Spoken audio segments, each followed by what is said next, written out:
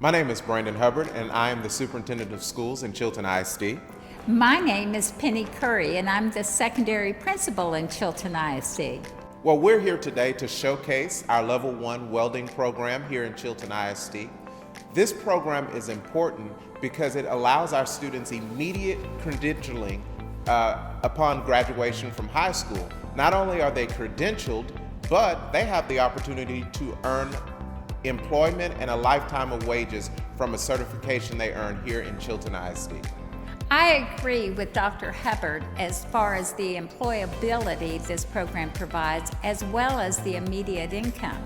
But it also offers to a small district for those traditional as well as non-traditional students to find success outside the academic classroom.